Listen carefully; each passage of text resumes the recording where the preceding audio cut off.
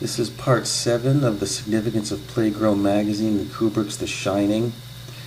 This is a continuation of the analysis of the January 1978 issue of Playgirl magazine. Recall that this is the magazine we see Jack Torrance reading in the lobby of the Overlook Hotel towards the beginning of the movie. Now recall from part 6 that a message from Scatman Crothers was decoded from this letter section in this Playgirl magazine issue. And the important point to be inferred from that is that if Scatman Crothers was contributing messages, then other members of the Shining cast were contributing letters as well. And it's the purpose of this video installment to prove that yes, that was indeed the case, and what I'm going to do is I'm going to decode another letter from this issue of Playgirl magazine. In particular, what I want to do is I want to demonstrate that this letter in the upper left there, circled in red, the one titled Costanza's Job, contains another message, and I'm going to decode that for you in this installment here. But first, since it's been so long since my last video, what I want to do is just quickly summarize things. So what I'm going to do is I'm going to quickly put up the previous messages which have been decoded. So just get ready with the pause button, because I'm going to flash them up in quick order pretty quickly here. These messages are from Kubrick's Catcher in the Rye Code series, this series, and Frank Lloyd Wright and the Taliesin Massacre series. And the videos you can refer to them if you want to go into details to how these messages came about. Collectively, what these messages tell us is that the Taliesin massacre is not what we've been told it was.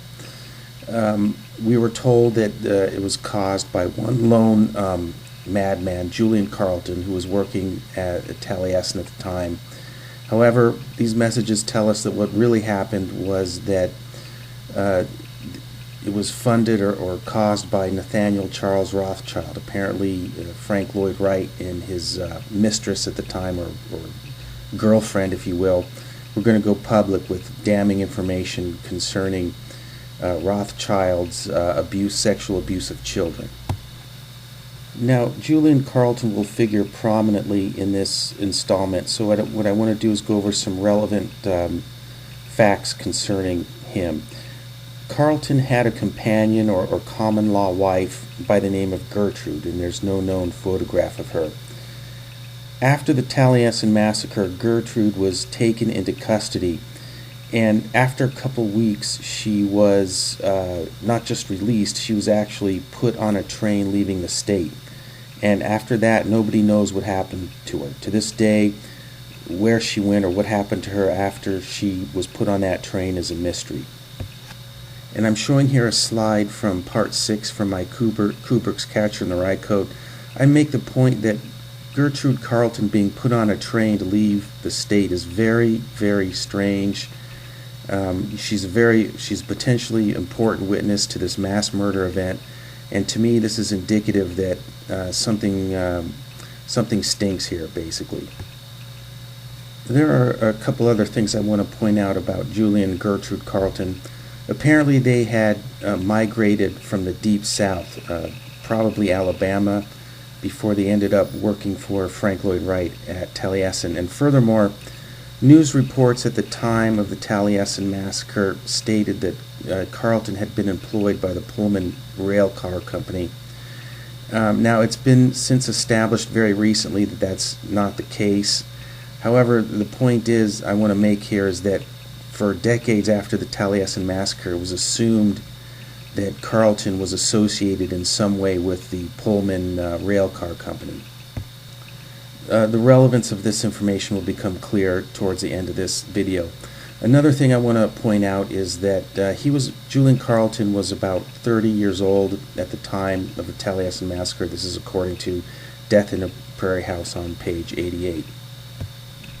Now, at this point, I need to introduce a new person surrounding the Taliesin massacre, and that is John T. Williams.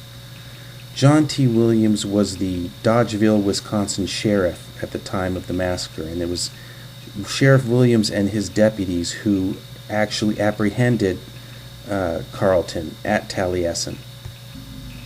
Now, before they apprehended Carlton, the official story would have us believe that Carlton had attempted suicide by drinking acid. However, this information comes from Sheriff Williams, and as we shall see later on, we're going to have reason to doubt this particular narrative.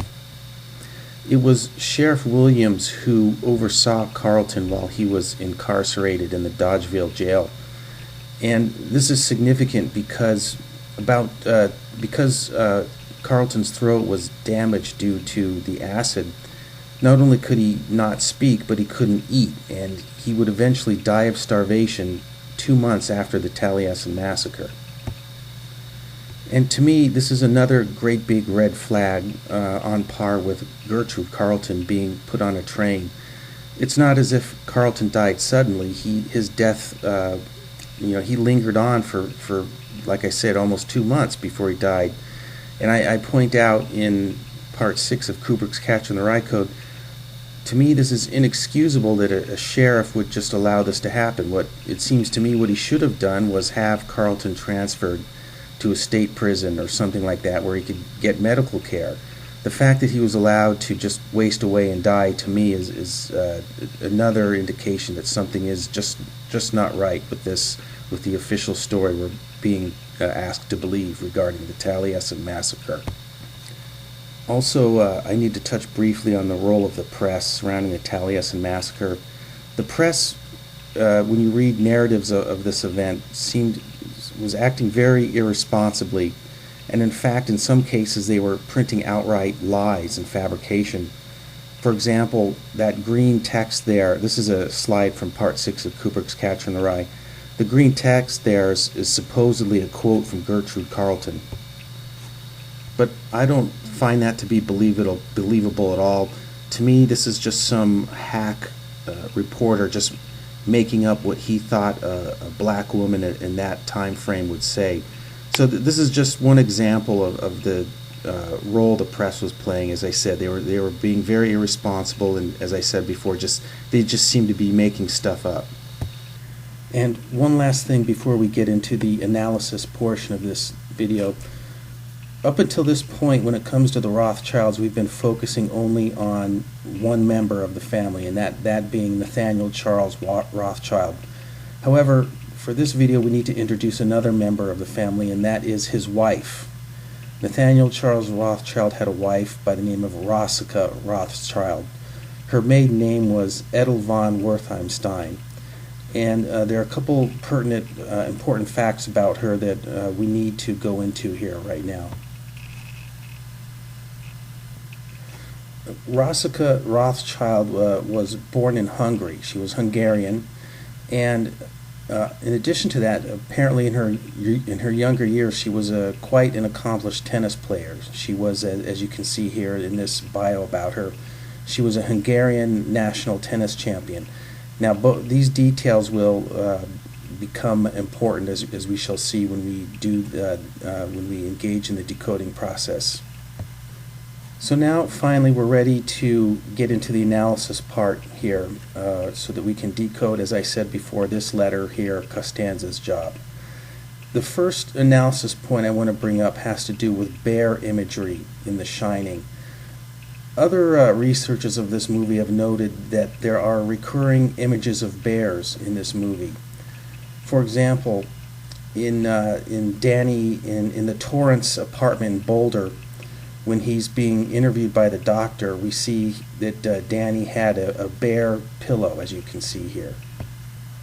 Furthermore, in Danny's bedroom in the Overlook Hotel, if you look carefully, there's a picture of two bears above the bed. It's not really obvious, but if you look closely, it is indeed a picture of two bears.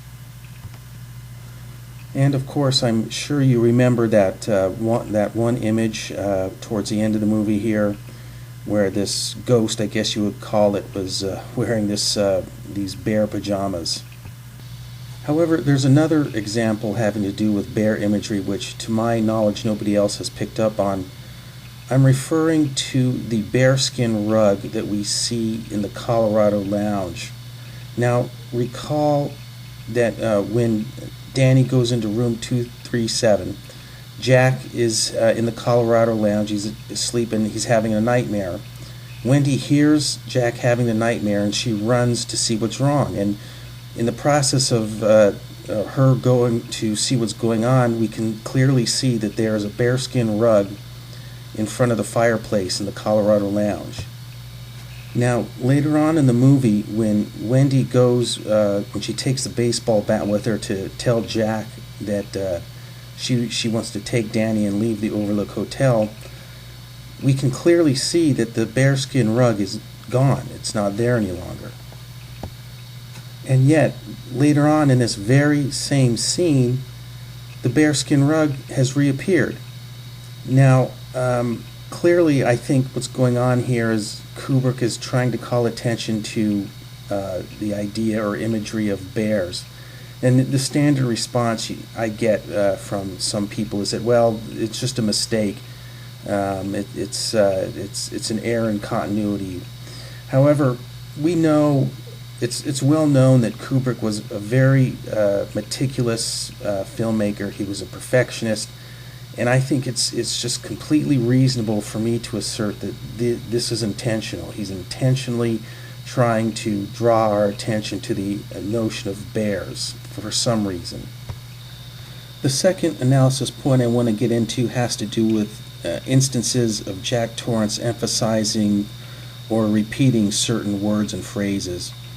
And I want to play this clip from you from Jack's first conversation with Lloyd the bartender to illustrate what I'm talking about here.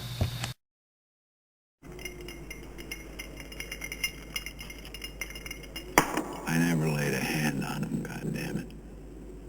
I didn't. I wouldn't touch one hair on his goddamn little head. I love the little son of a bitch. I'd do anything for him. Any fucking thing for him.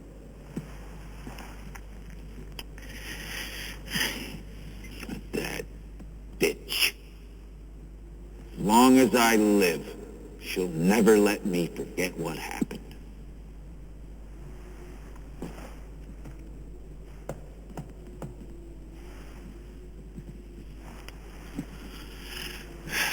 I did hurt him once, okay? It was an accident. Completely unintentional. Could have happened to anybody. And it was 3 goddamn years ago! So when you think about this line of dialogue, what's striking is that Jack Torrance uses the word goddamn 3 times and the word bitch twice in a fairly short amount of time. And when you listen to the dialogue, he really emphasizes the phrase, that bitch. There's another even more striking example of this sort of thing from Jack Torrance in the following clip, which I will play for you right now. You are concerned about him. And are you concerned about me? Of course I am. Of course you are. Ever thought about my responsibilities? Oh, Dick, what are you talking about? Have you ever had a single moment's thought about my responsibilities? Have you ever thought for a single solitary moment about my responsibilities to my employers? Has it ever occurred to you that I have agreed to look after the Overlook Hotel until May the 1st? Does it matter to you at all that the owners have placed their complete confidence and trust in me and that I have signed a letter of agreement, a contract, in which I have accepted that responsibility? Do you have the slightest idea what a moral and ethical principle is, do you? Has it ever occurred to you what would happen to my future if I were to fail to live up to my responsibilities? Has it ever occurred to you? Has it? So, in a very short amount of time, Jack Torrance uses the word responsibility or responsibilities no less than 5 times. And when you watch him, listen to him say the word contract, he really emphasizes that word. Moving on to the next analysis point, recall that Rosca Rothschild was a Hungarian national tennis champion. Now, with this in mind, there are some references to tennis in The Shining. Like, for example, in this scene here at the beginning of the movie, we see a woman carrying a tennis racket and tennis balls, which, when you think about it, is a bit odd because Kubrick does give us several exterior shots of the Overlook Hotel, and we never see any tennis courts. And of course, let's not forget that it was a tennis ball rolling down the hall which drew Danny's attention to room 237. One may say that it was a tennis ball that lured Danny into that room. The next analysis point has to do with the phrase orders from the house. Recall during their second conversation together, Lloyd the bartender tells Jack that his money is no good on orders from the house. And when you watch that clip, you'll note that Jack actually repeats that phrase. So I believe this is Kubrick's way of emphasizing that idea, the house. And I believe this is a reference within the context we're having here about the Taliesin massacre and the influence of the Rothschilds.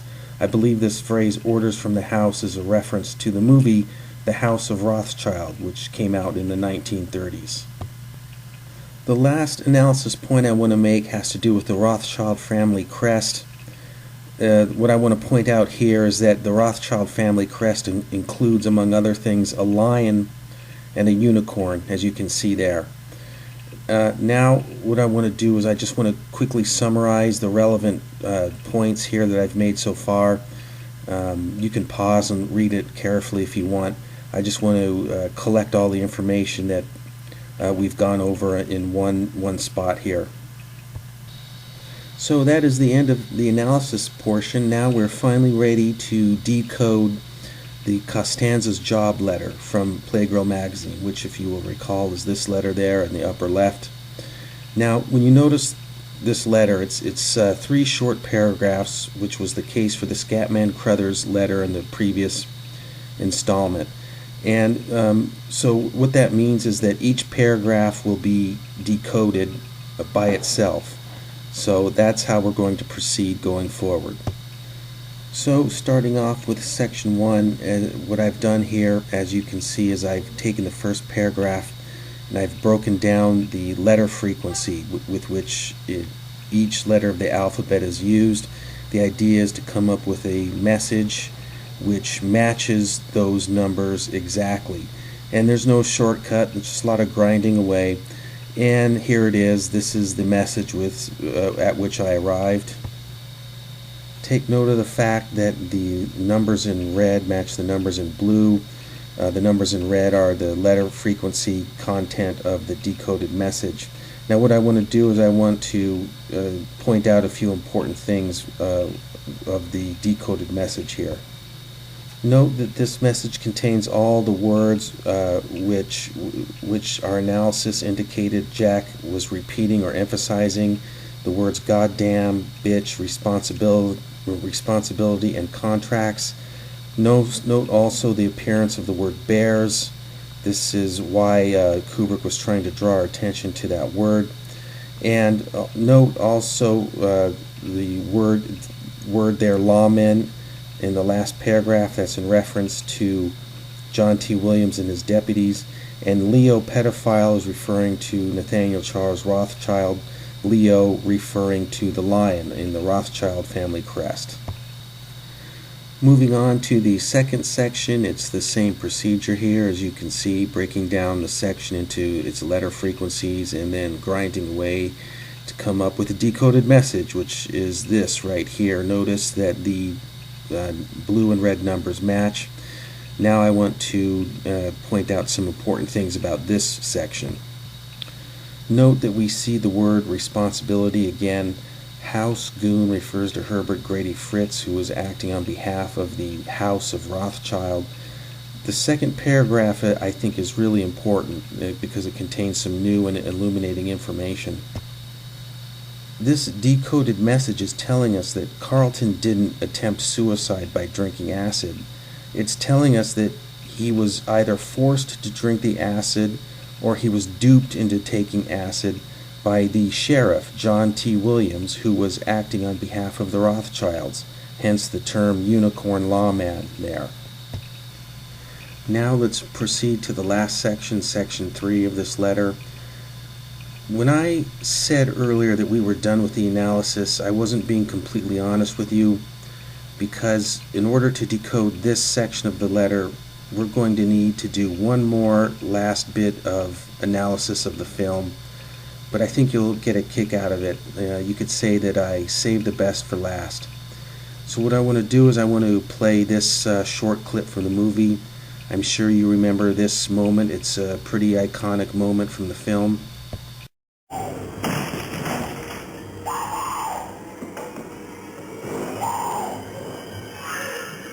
Here's Johnny. So Jack Torrance chops a hole through a door with an axe. He sticks his face in the hole, and then he shouts with a sort of maniacal glee, "Here's Johnny." And it's tempting to just dismiss this as Jack Nicholson ad-libbing a line. You know, he was, of course, a great actor. He's improvising something. He's just sort of making something up for the moment. But remember, this is a Stanley Kubrick movie, and as I've said many times before, Kubrick has an agenda here. He is trying to blow the whistle on the Taliesin massacre. That's what this movie is really about. And it pays to really think about everything you see and hear in this film. And when you think carefully about this particular scene, you come to a somewhat startling realization. And that is that Jack Nicholson is a screen name. Jack Nicholson's real name is John Nicholson. And you can easily verify this by looking up his Jack Nicholson on Wikipedia here. So what is the significance here? When you realize and appreciate that The Shining is really Kubrick's attempt to shine a light on the Taliesin massacre, when he has Jack Nicholson literally scream his real name to the audience after chopping a hole through a door, what's really going on here is Kubrick is very emphatically breaking the fourth wall. And just as an aside, I think that once people understand what The Shining really is, this instance in the movie will come to be regarded as the most extreme example of a filmmaker breaking the fourth wall. So now we are in a position to decode the final section here, and when we do that, we come to this, the final decoded message for this installment. As you can see, we have the letters to spell out Roz, which is short for Rossica, as well as Edelvan Wertheimstein and female tennis player, and we see the phrase there, "that bitch." But the really important aspect here are the 2 points there at the end. This message is telling us that the media were not acting irresponsibly and printing lies by happenstance. They were doing so on the orders from the Rothschilds, and in particular Rossica Rothschild. And even more importantly, now we know why Gertrude Carlton disappeared after she was put on that train to Chicago. Rossica Rothschild paid to have her murdered, according to this message. At any rate, having decoded all 3 sections of this letter, I think it's worthwhile to put it all together into one big message, as you can see here. And there it is. This is Jack Nicholson's contribution to revealing the secret of the Taliesin massacre, or rather, I should say, John Nicholson. So that's all I have for this installment. Before I go, I want to clear up one thing regarding Julian Carlton. In part 6 of Kubrick's Catcher in the Rye Code, I theorized that Carlton and Herbert Grady Fritz were accomplices. They acted in tandem to commit the Taliesin massacre. That was before, however, I knew about this message, which tells us that Sheriff Williams and probably also his deputies were involved. So I just want to make clear, I now believe that based on this decoded message that Julian Carlton was innocent. And I think when you really think about what happened to him, it's truly awful. He was framed for this massacre, and then he was horribly, basically tortured by being duped or being forced to drink acid. And then he was allowed to starve to death in the Dodgeville jail. It really boggles the mind how cruel that is, but there it is. So I just wanted to clear that up before I end things here. So again, that's all I have. I know it's been a while since my last video. Sometimes things get in the way of what I really want to do, but hopefully I can get back on track here and cranking out these videos. So if you've stuck with me so far, I appreciate it. As usual, what I have here at the end is an index of the various video installments and messages that I've come up with, so you can stay tuned and read through them if you want. So anyway, thanks for watching and have a nice day.